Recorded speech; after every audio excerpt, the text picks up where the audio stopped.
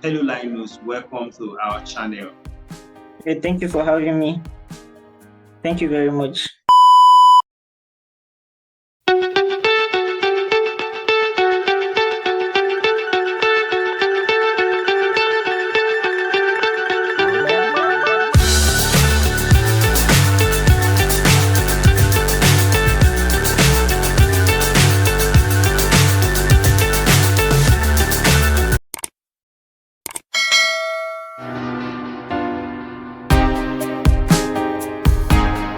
Okay, my name is Linus Onuh. I graduated from the Federal University of Technology, Akure, where I studied metallurgical and materials engineering and graduated among the top 5% in my class. I am currently a recipient of the European Institute of Innovation and Technology. The European Institute of Technology sponsoring the Advanced Materials Innovative Recycling European Master Program. I'm currently having my first year in the University of Miskolc in Hungary.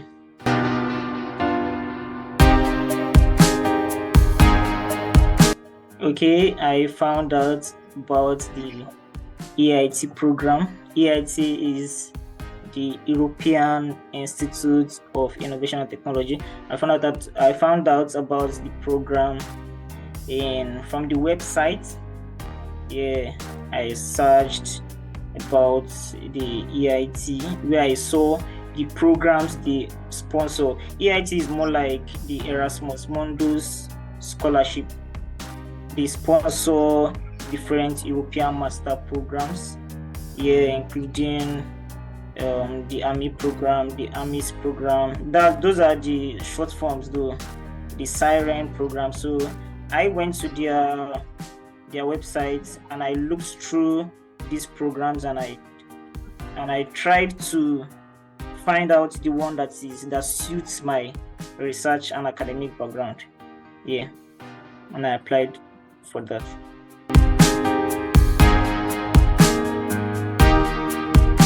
Personally, for me, I was motivated to apply for the EIT program based on the high technological expertise of the program.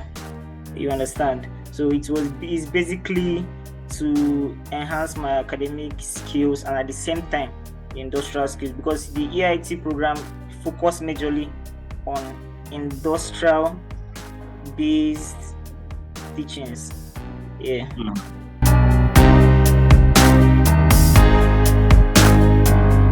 So this is EIT in a nutshell. EIT is the European Institute of Innovation and Technology, an independent body of the European Union with juridical personality, and it was established in 2008, intended to strengthen Europeans' ability to innovate. Like I told you earlier, the EIT program focuses majorly on industrial-based teachings. So it was established to strengthen European ability to innovate. So in EIT we have different sectors in EIT. We have the entrepreneurship education, innovation projects, business creation, and opportunities and funding. That's what makes up EIT. So this is the various aspects of EIT. This is what they fund. We have the EIT raw materials, we have the EIT urban mobility, we have the EIT climate change. If you go online, if you search through them, okay, as an engineer, what you should be searching on like online, it should be EIT raw materials, because it tailors down towards manufacturing. As a mechanical engineer, as electrical engineer, materials engineer, EIT raw materials. Focuses like meteorological and climate science, EIT climate change. For courses like remote sensing and geoinformatics, as you have remote sensing and geoinformatics as your bachelor's degree or as your background, you should be searching for EIT climate change. They all have different programs, European master programs under each of these EIT sectors. They have EIT added value manufacturing, EIT sustainability energy, EIT health innovation. Some Nigerians in some programs funded by EIT in the health innovation. They have EIT future of food, EIT digitalization, and the likes. So presently my program falls into the EIT raw materials.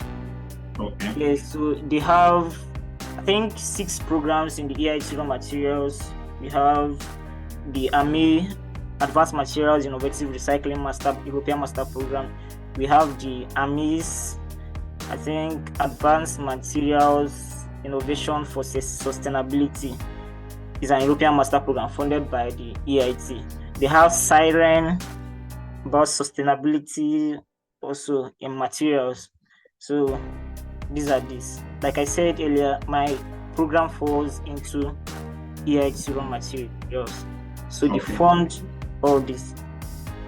So I'll be talking about the application process. So this was the question you asked me before I diverted. Yeah? Yes. Okay, the application process. Okay, the first thing you need to do in the application process is getting your documents ready.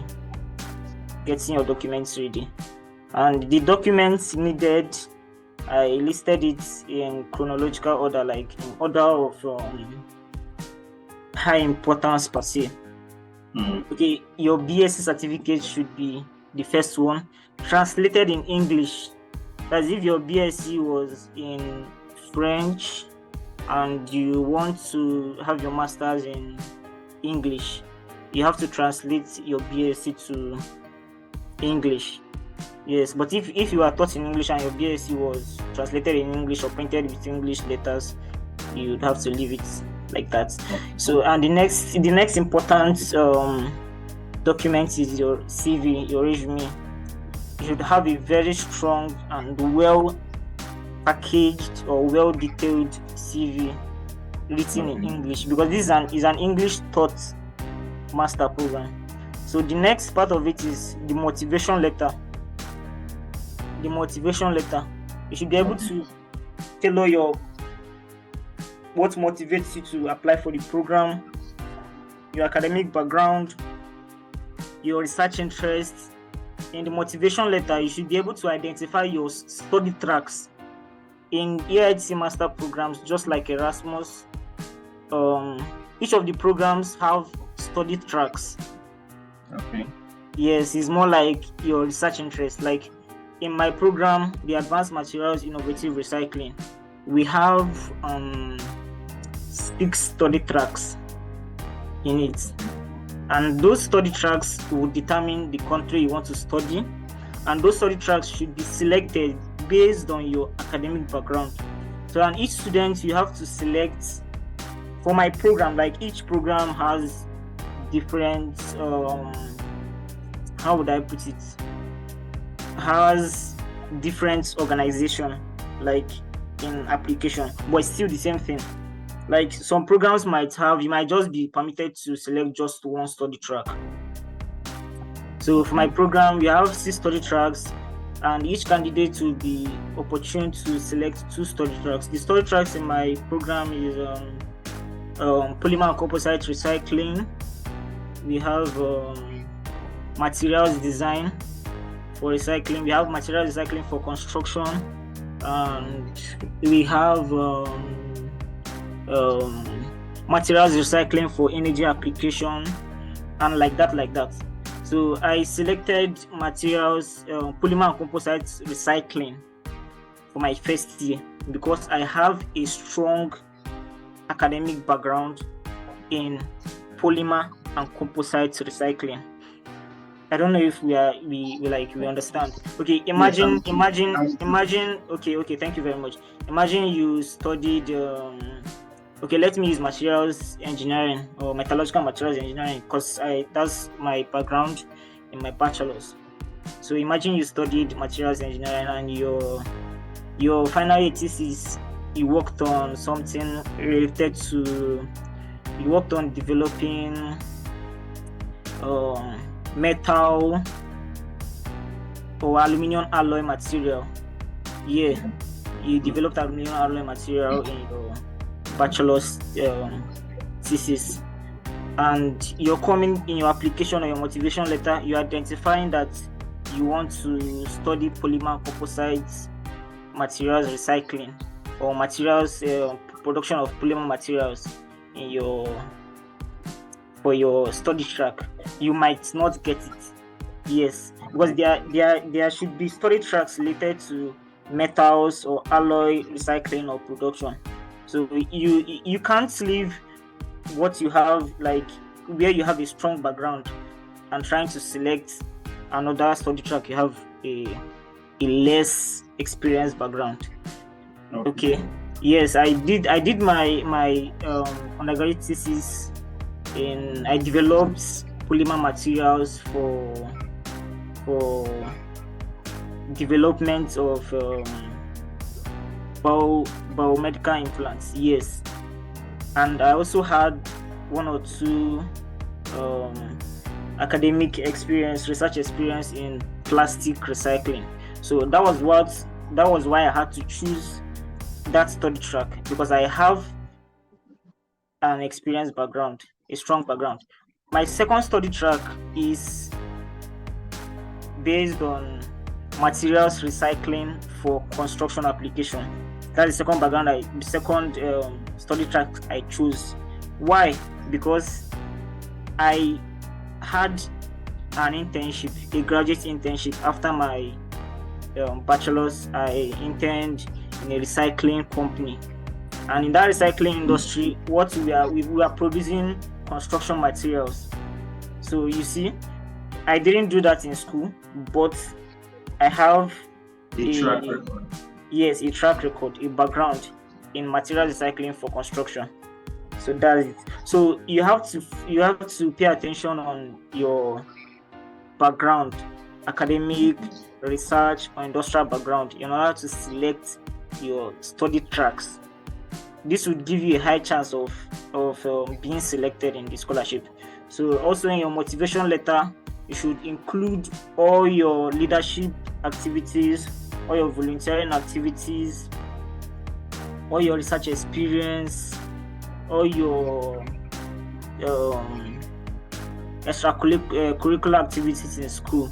Yes, in my NYSC, I was the my National Youth Service Program. Rather, let me put it that way. I was the secretary in my community development team. Yeah. Yes, I included it here. Don't worry, with time I will still list out what you need to the documents you still need, because it's still part of it. So you need to list your volunteering. They want to see your volunteering activities. And EIT as well. I don't know if I indicated it here. Entrepreneurship. Yes, it also deals with entrepreneurship. You should include, or you must include your entrepreneurship activity in your motivation letter. Is a criteria. They consider it very, very much. In fact, presently in my first year, I'm taking courses on entrepreneurship, like business administration, because it's part of their motivation. And another thing, please, before I skip my mind, before you apply for a program, make sure you go through the vision and mission of the program.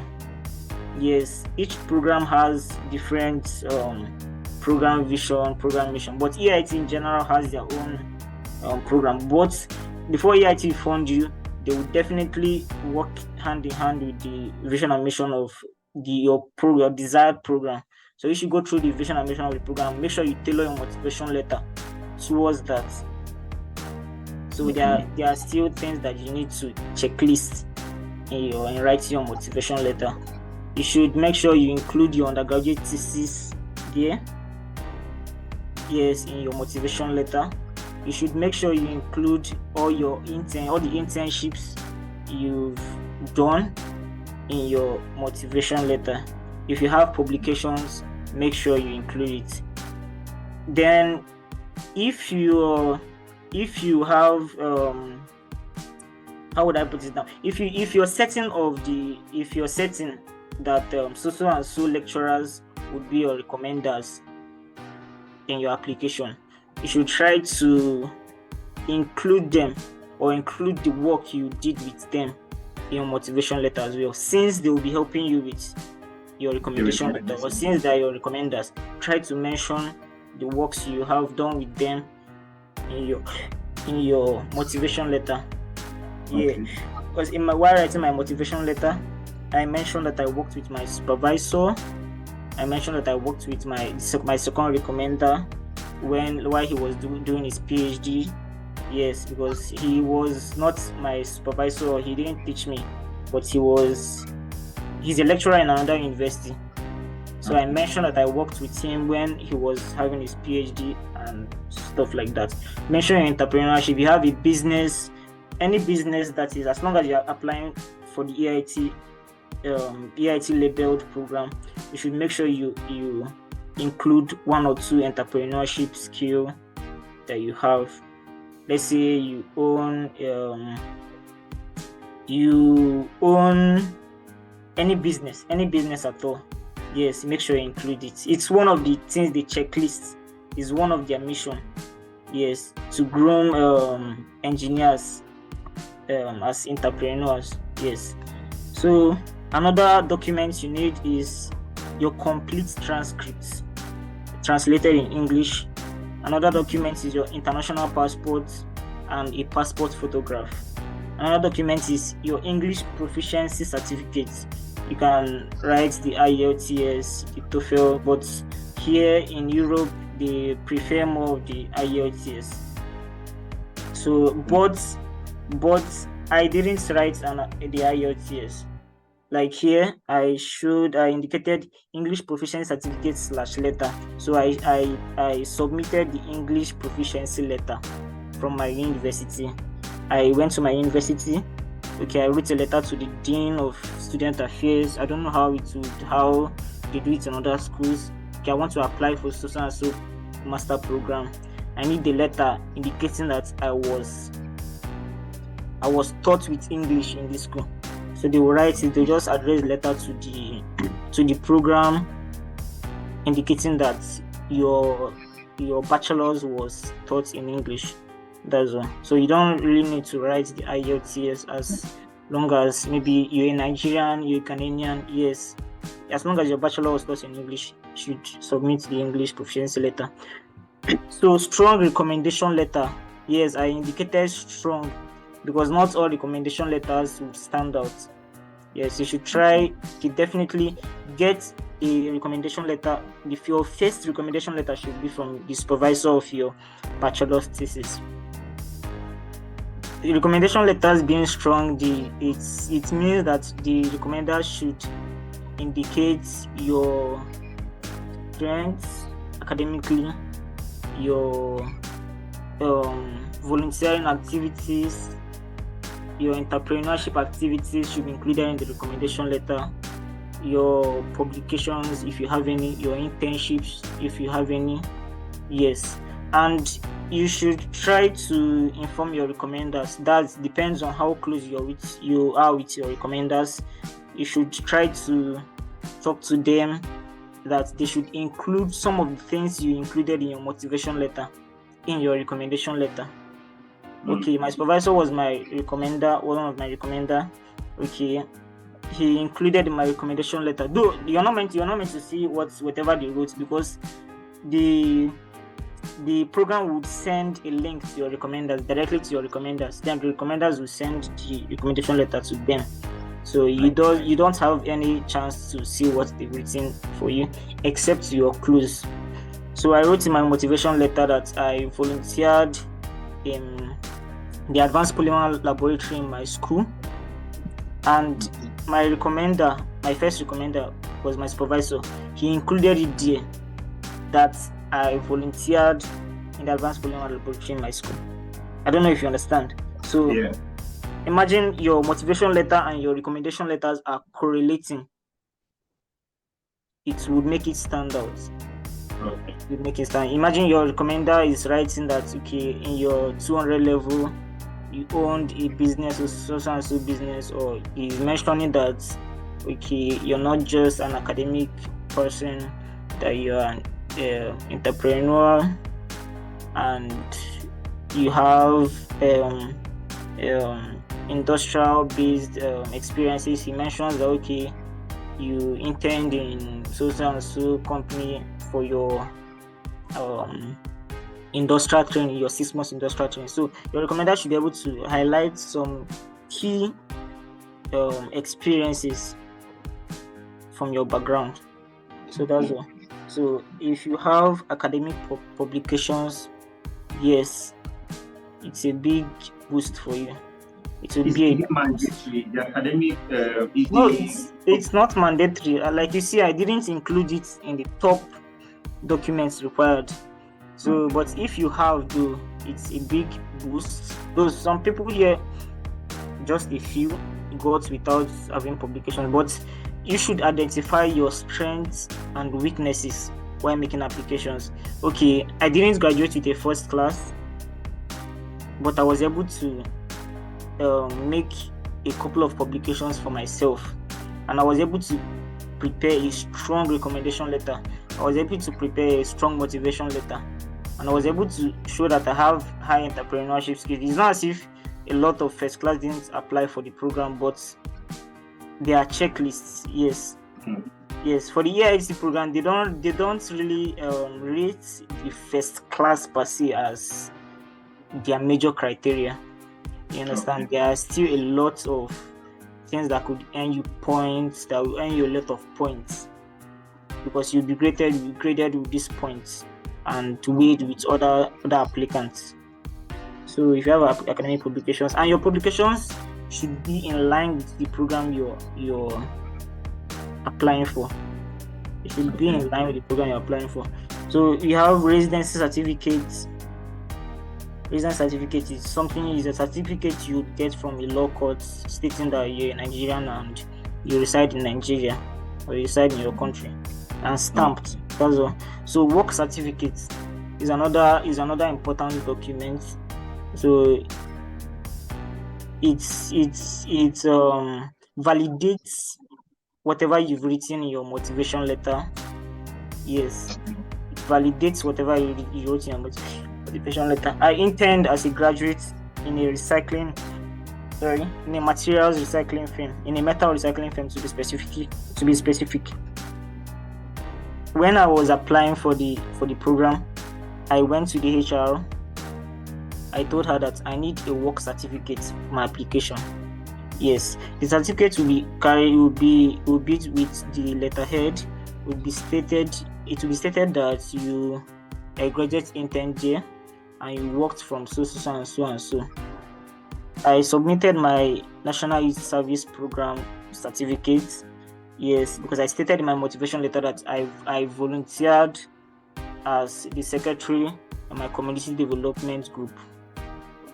I submitted this. It validated what I wrote in the motivation letter. So it's not compulsory, but it will make your application stand out. Okay. The volunteering certificates, yes, any volunteering certificates you have as an environmentalist, yes, you volunteered in maybe 1 or 2 volunteer groups. Yes, you should make sure you attach certificate, because at the end of the application there is a platform for you to upload any documents or any additional documents. Yes, I think you should apply. You can submit up to 10 additional documents. Yes, you can submit as many as you like. Just make sure you convert it to be a PDF and make sure you identify what you're submitting. Yes, it will make your application standard. Okay, imagine I'm making an application and I'm submitting just one additional document, or I don't even have any additional documents, and you have about 8-9 additional documents, so you would earn more points. So we have leadership certificates. Yes, in your religious group, in your church, in your fellowship, in your mosque, you are made a leader. Convert that certificate to PDF and submit. award certificates.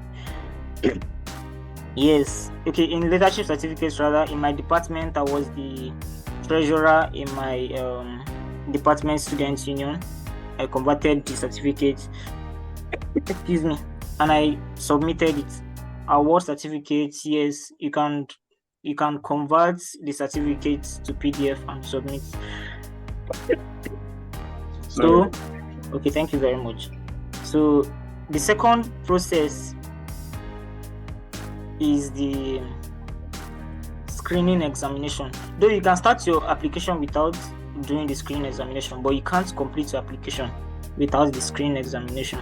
Yes, it's an online examination. Yes, for my program, and I think a few programs, though all programs have the way they handle the applications, but it's almost the same.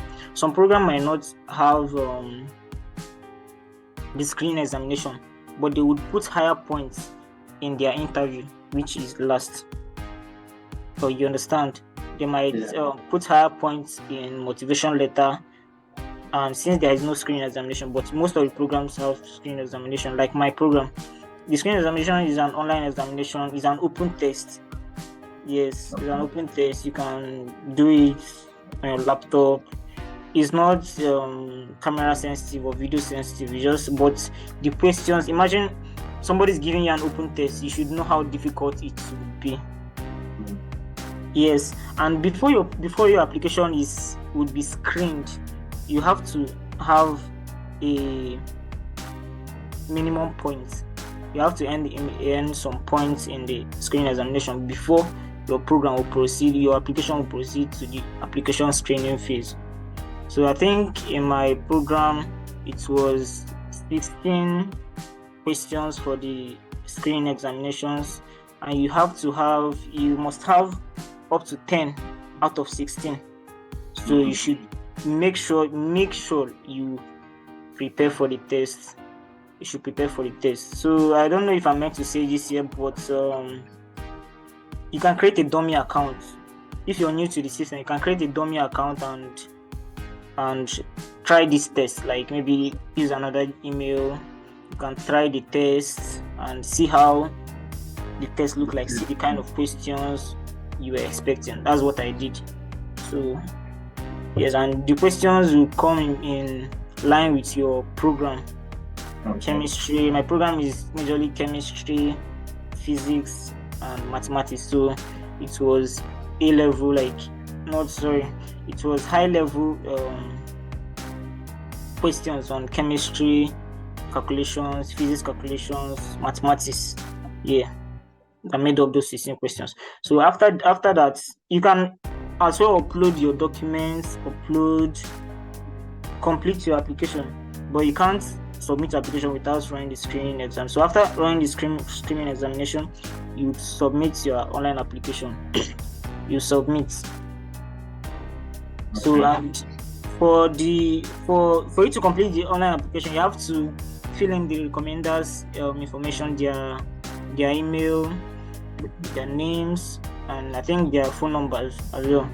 So you complete your application, then the recommenders, I think there is a deadline for receiving recommendation letters.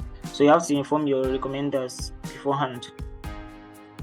So once your recommendation letter arrives and you've submitted your application, they'll start screening. That's the second stage of the application process. Yes.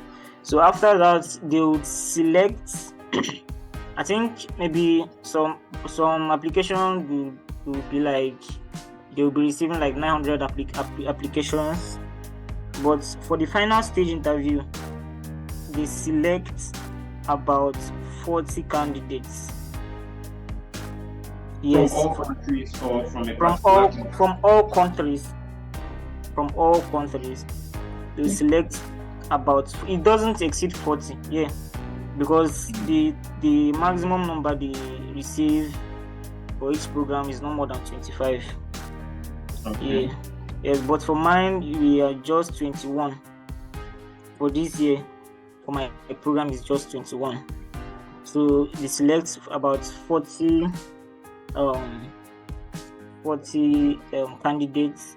Then you interview. It's a video interview. You have to stick to time. try to dress decent to the interview, and yes. So some programs, it depends on the interview.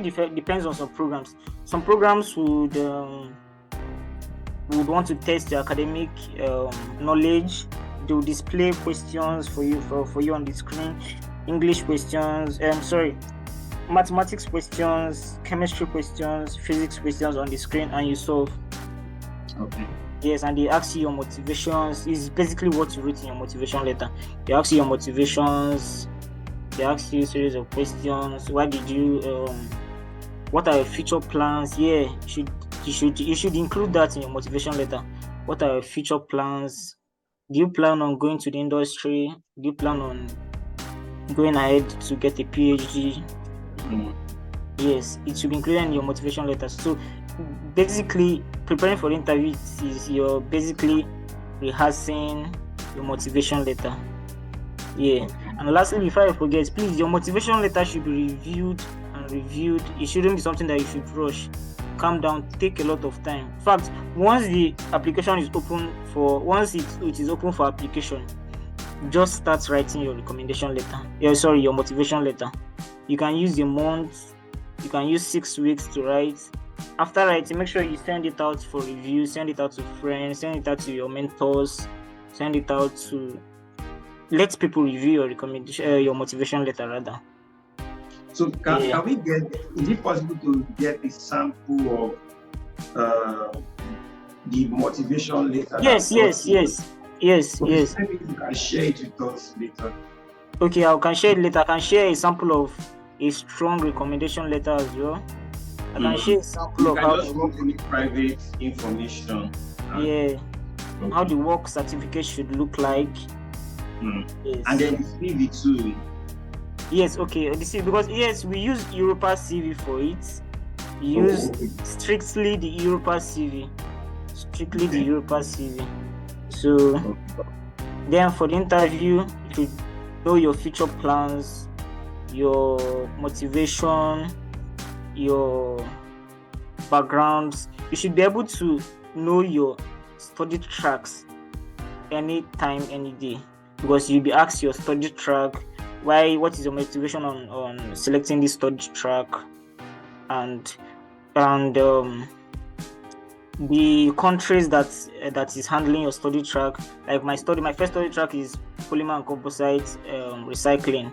The country is it's in Hungary. Yes, it's being handled by the University of Miskolc, Hungary. So you tell them, maybe you mention maybe the welcoming culture of Hungary. You can as well mention it in your motivation letter.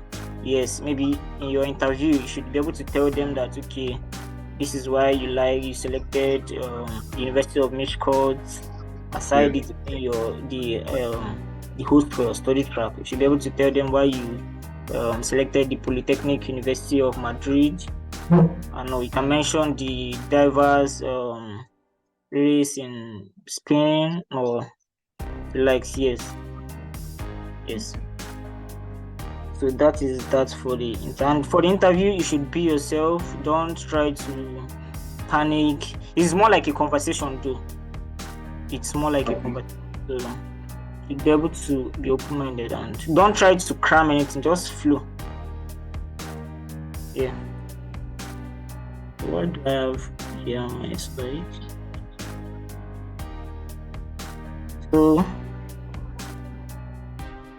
So that's the application process in general.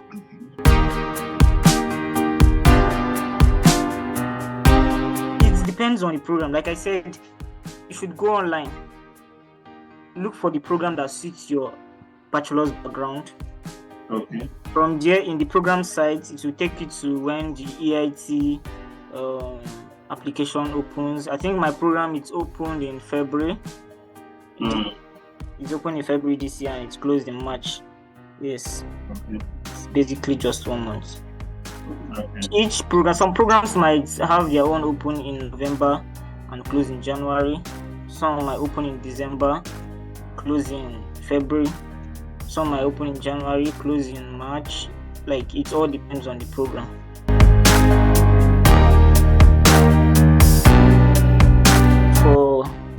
the EIT program,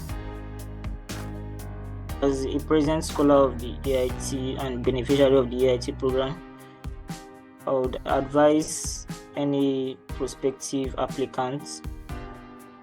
Okay, there are a few tips here I wrote. Get strong recommendation letters. Yes, it will make your application stand out. You need 2 recommendation letters to complete your application, and basically it's advisable that one gets his first recommendation letter from his supervisor.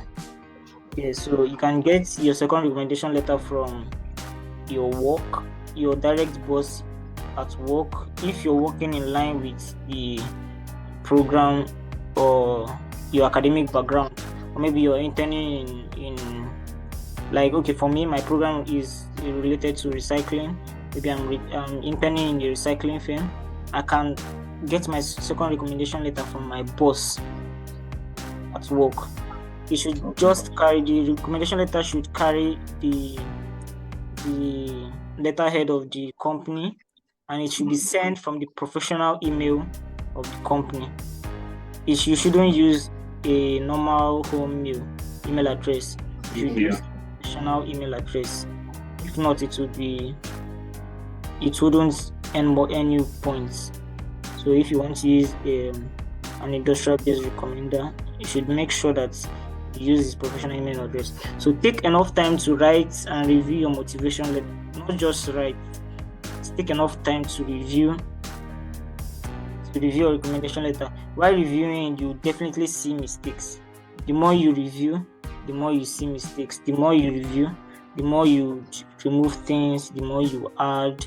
Take enough time. Use minimum of 1 month. Like if going to the toilet to think would give you more insights, go to the toilet every night. Sit down, think out different insights or ideas that you want to include in your recommendation letter. We have maximum of 2 pages. Yes, recommendation letter mostly is maximum of 2 pages. You should make sure you include everything. I would send samples. You have basically, I think, maximum of 4 paragraphs to write, because there is a particular structure. The first paragraph should include your motivations for the program. The second paragraph should show your academic and research backgrounds. The third paragraph you should talk about your study tracks, why you selected your study tracks, the school, what attracted you to the school. You can talk about the country that the schools are located in. You can talk about their welcoming culture. You can talk about their weather. You can talk about anything.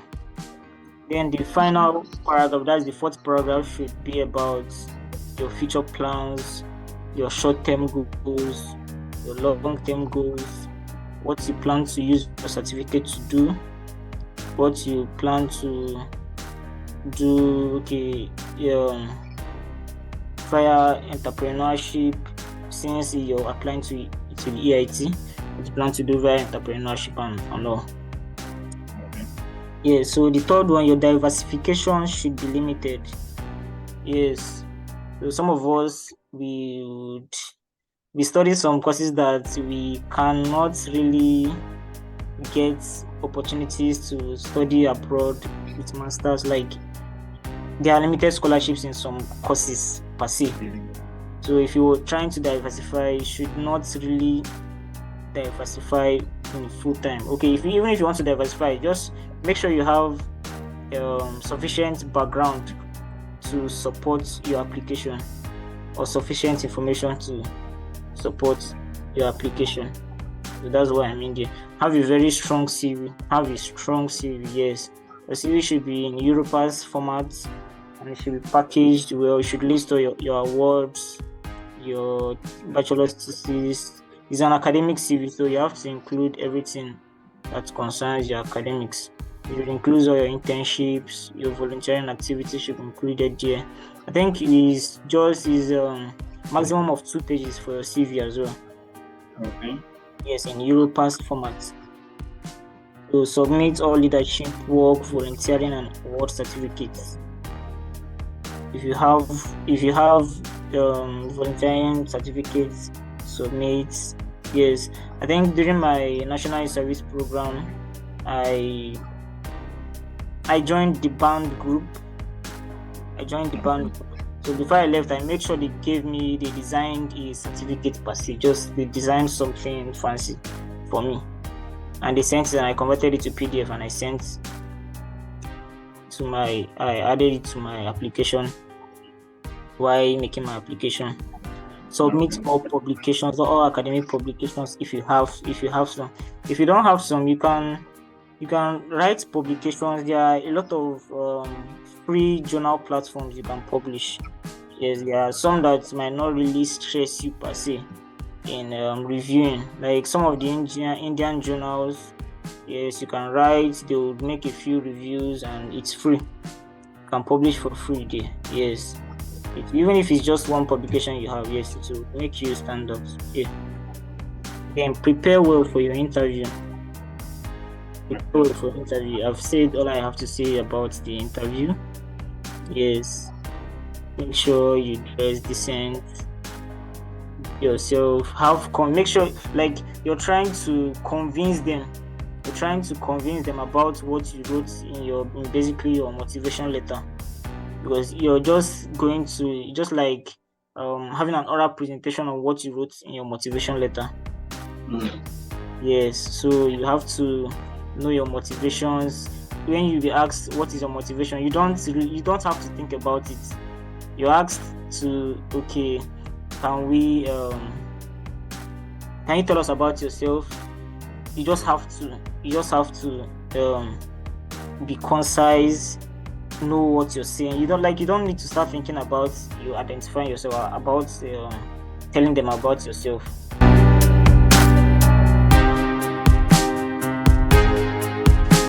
During my interview, I was scheduled for an interview, and it fell during my working hours as an intern in the recycling industry. I was recycling, so I decided to wear my helmet, and I used one of our quality control rooms. So they allowed me in. So, and I didn't even allow them to ask me about my name. After the formal hello, I told them, this is me, I graduated from this and this. I'm currently an intern here. As you can see, I'm on my helmet and all. And from there, we started. It was more like a conversation. We talked, and they'll be asking you basically things that you included in your motivation letter, because they have your application in your screen. They have. Imagine you are being asked what are motivations, and you're saying something else that is not in your motivation letter. Okay. But they're asking your future plans, and you're saying something else aside what is in your motivation letter. Okay. Yeah. Or they're asking what are the research or industrial or academic backgrounds you have, and you're saying something different from what you indicated in your motivation letter. So your interview should be basically, it should reflect what you have in your recommendation in your motivation letter. That's all I have to say. Yeah. So the benefits of the EIT program. Okay, the funding is 13,500 euros. 13,500 euros. The EIT program is not a full funded scholarship. Yes, it's a partial funded scholarship. Why? Because you're paying your tuition fees out of your funding. That's just what made it a partial funded scholarship. As an EU student, you pay 2,000 euros annually. As a non-EU student, you pay 4,000 euros annually. Yes, so the 13,500 euros the funding runs in one full year. It runs from January to December of your academic year. Like you resume September 2022, your funding will start January 2023 to December 2023. Yes, and so that would be 13,500. Yes, they would spread the 13,500 euros. You receive 1,500 euros per month or so, but the 13,500 euros will be spread through the January to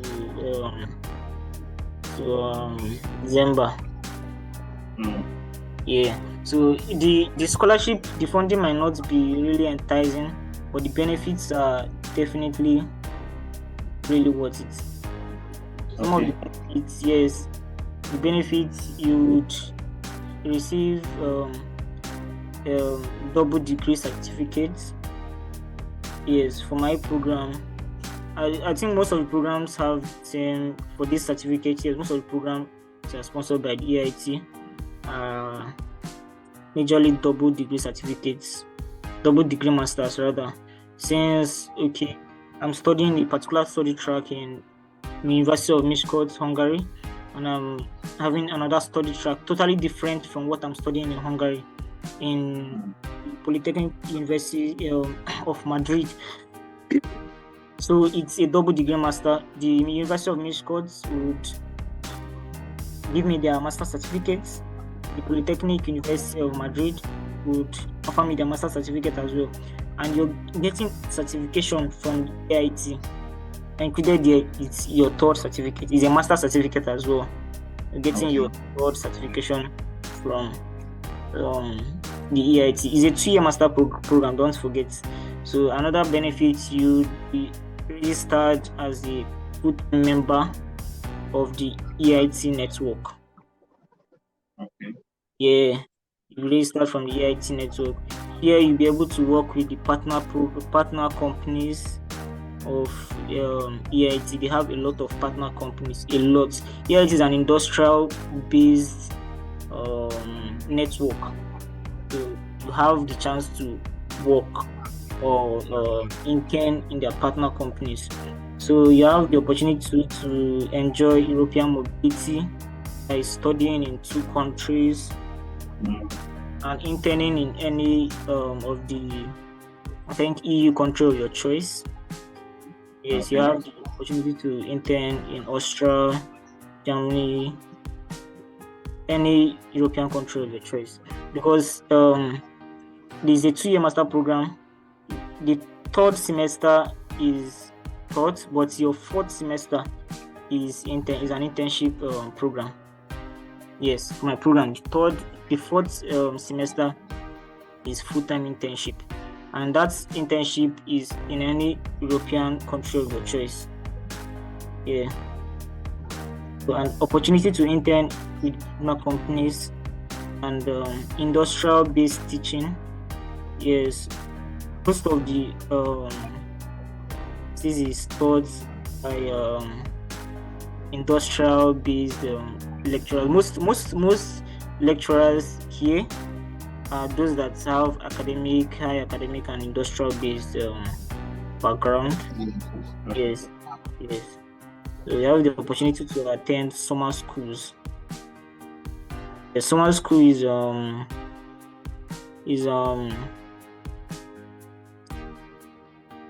it's a course. So sorry, it's done in the summer, and they majorly teach about entrepreneurship here in the summer school. Yeah, the program would organize its own, and I think last year for my program, we went to University of Bordeaux in Spain, in France, for the summer school. I think it's 3 weeks. So yeah, as well enjoying European mobility in that sense.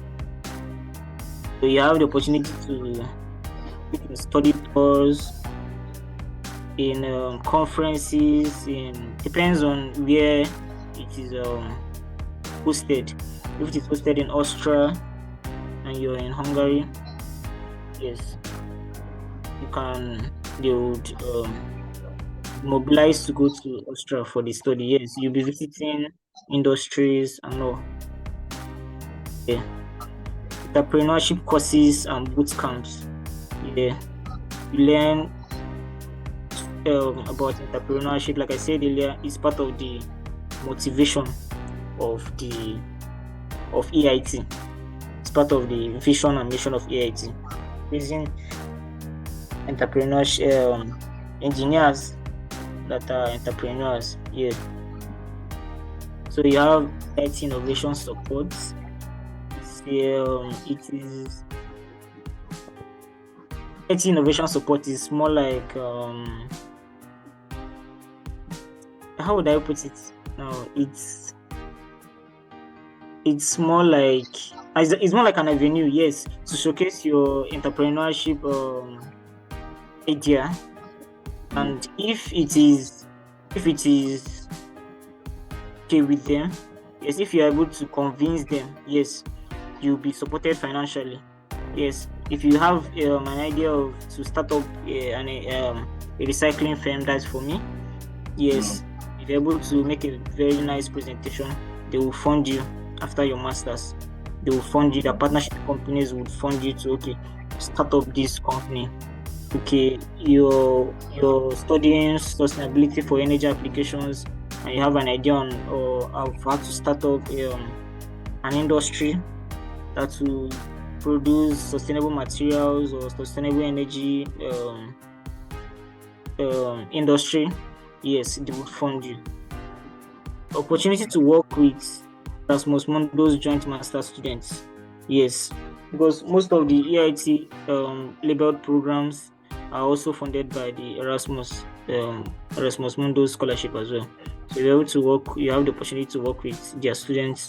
Opportunity to work with partnership companies after graduation as well. Yeah, you have the opportunity to work with their partner companies rather. They have a lot of partner companies here in Europe. A lot of partner companies. I think they have some partner companies in the US as well. They have the opportunity to work with them. Yes, and finally, though they don't really advise students for a PhD. Yeah, this is more of an industrial-based master program. So, but if you want to further your PhD, yes, you get a PhD sponsorship. Yes. Yes.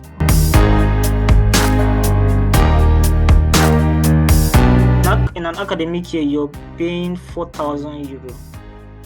Okay, so for the 2 years, your total tuition will be 8,000 euro. Yes.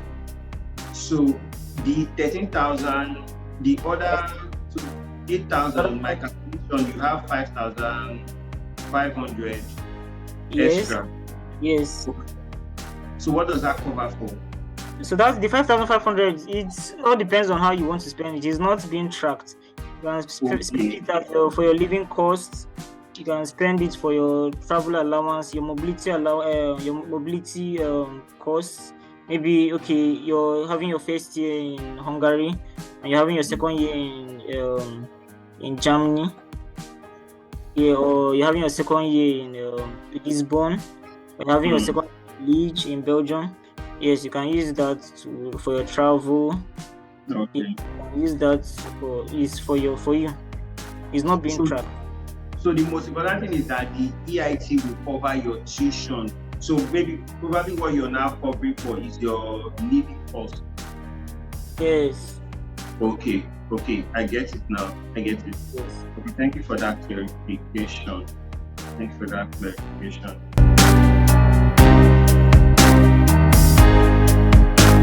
Okay, it's basically like Erasmus Mundus is a body. It's more like an European body that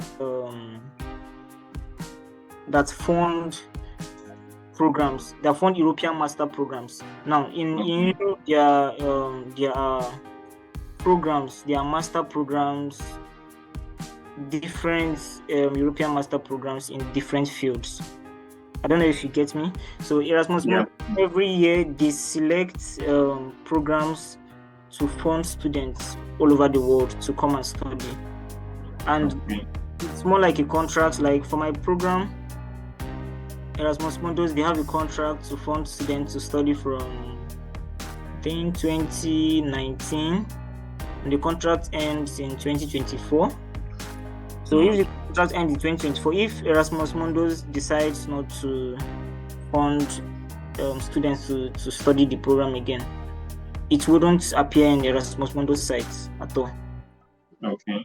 So Erasmus Mundus is just like a body that funds students to study in different programs. Same with EIT. EIT is a body that funds students to study in various programs. That's why it's called an EIT labeled program, like a program that is funded by EIT.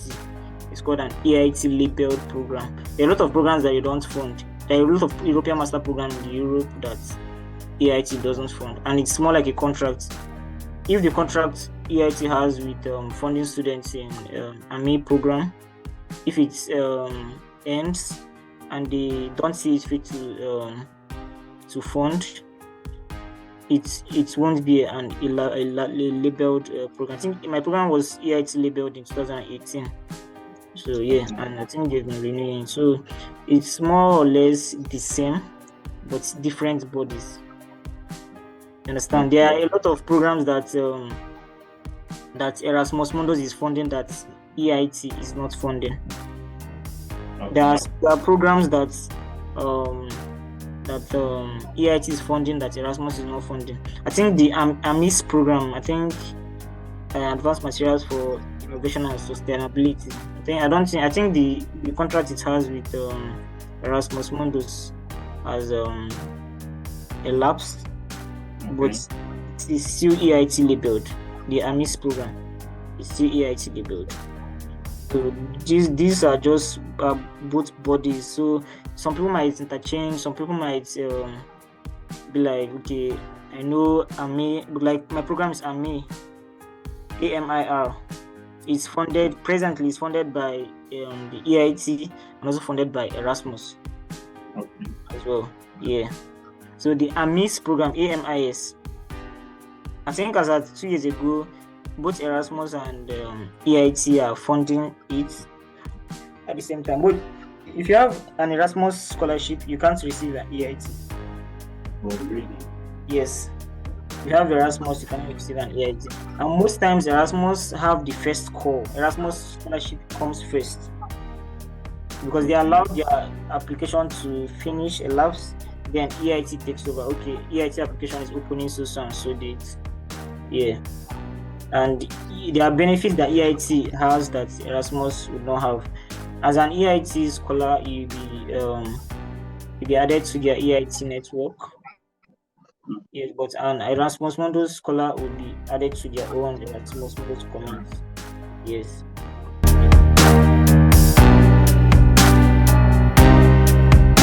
Eligibility criteria is basically just having those documents, those application documents. Yes, I think having I can't remember the so because I know that I can't remember the CGPA requirements for your bachelor's, but I think minimum of bachelor's certificates you can apply.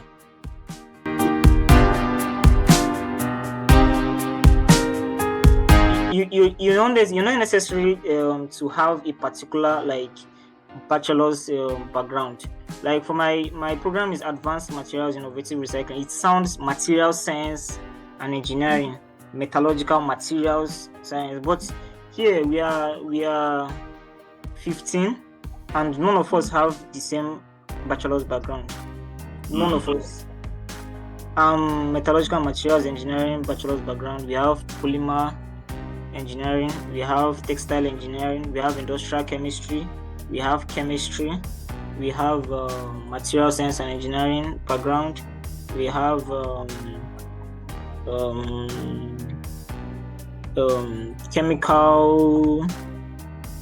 chemical biology or something. We have pure chemistry, and we have applied chemistry as bachelor's background in the program.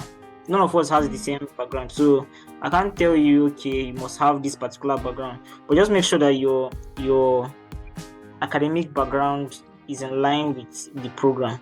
And maybe, like I said earlier, if you're trying to diversify, some of us here, some people diversified, you understand, and they were able to get it. They were able to get into the program because they have industrial and research experience in that background. Okay. Yeah.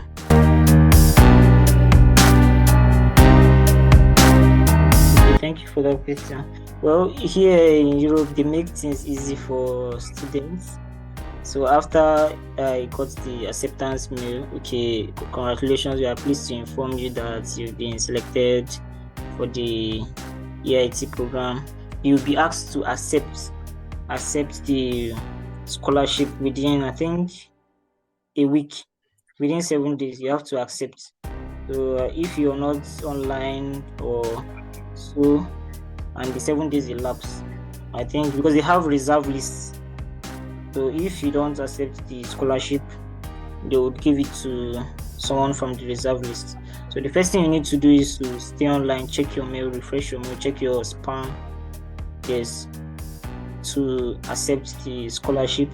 So once you accept the scholarship, you'll be sent a mail acknowledging your acceptance. So from there, after that, the scholarship body would have a pause. So the school will take it up from there. Because once you accept it, your details will be sent to the school. Okay. Yes, like for me, to the University of Miscod. So after a week, I got a mail from the faculty coordinator here stating that I'm one of the students sent by the EIT under the AMI program. Yeah, that I'm one of the candidates to have my first year in the University of Miscot. So the school would send you an admission letter, and okay, the scholarship body, the EIT, would send you a scholarship letter.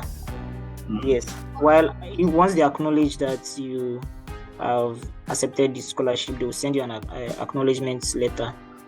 So the school would send you their admission letter, which you would use for your visa, to apply for your visa. So you take the scholarship letter. For Hungary, we didn't have to use the proof of funds. Okay. Yes, in applying for visa. Yeah, we use the scholarship letter as your proof of funds, the school letter, so you use it for your visa. So with that, the school would keep contacting you. School would send you in your admission letter. Okay, you would see that the school would resume in September 1st, and your program would run from September 1st to the 30th of June the next year. Yeah, so with time, I think this should be gradually, maybe a week interval, 2 weeks interval. Yeah. So once you have your visa, you let the school know. Then I think that's basically all. And okay. Yeah.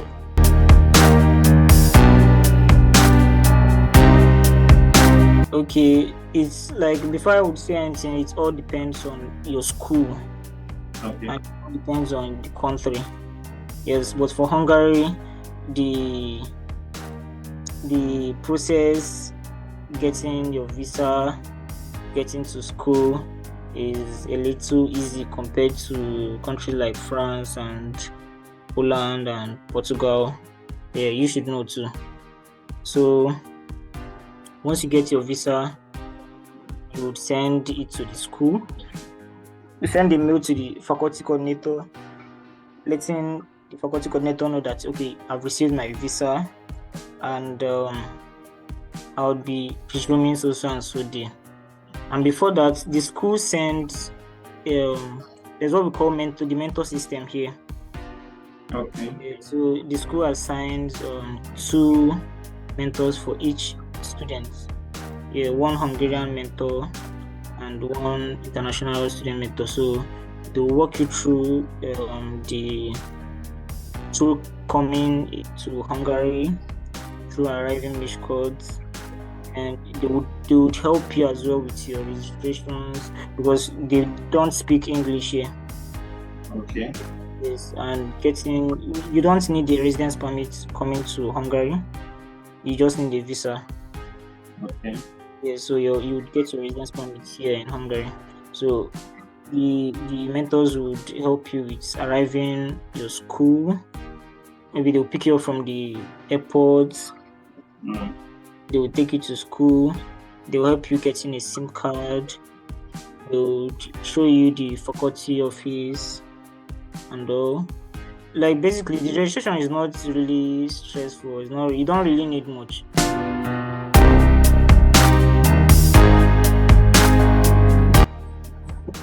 Basically, it's not easy, but at least with the help of the mentors, like I said earlier, the school assigned a Hungarian and international student mentor. So the Hungarian will help you. Let's say you're going to somewhere that you know that they don't speak English. The Hungarian mentor would help you, like getting a SIM card here. They don't speak English. Yes, the Hungarian mentor will help you interpret. But in the school area, in the faculty, I think a few of the faculty officers, they don't speak English. So it's quite difficult though. You have to use the sign language, or you can speak, and speaking, we don't use the normal intonation we use in Nigeria. You understand? You have to still tweak it for them to understand. Yeah. But there are a lot of international students here as well. Okay.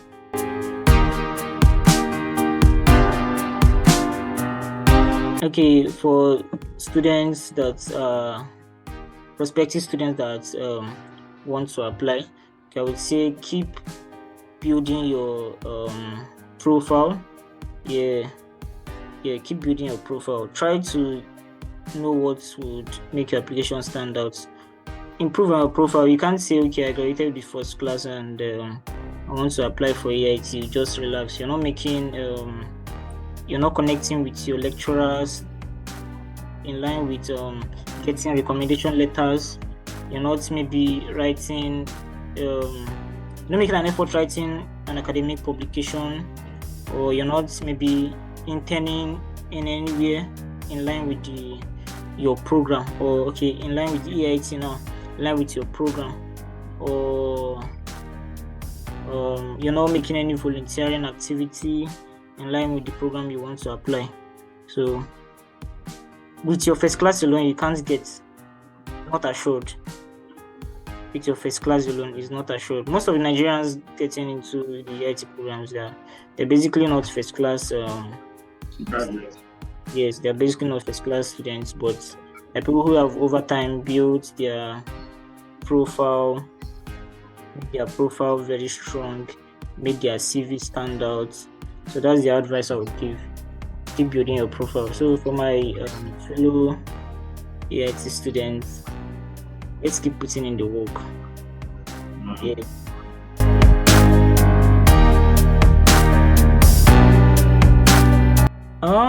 Arriving hungry was memorable for me.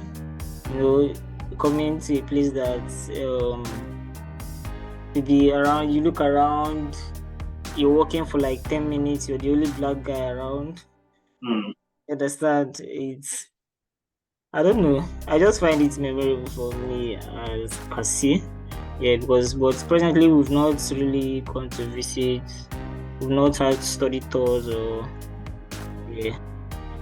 But coming to Hungary, it's coming to the city of Budapest, the beautiful city of Budapest. Yes, it's a memorable experience, though.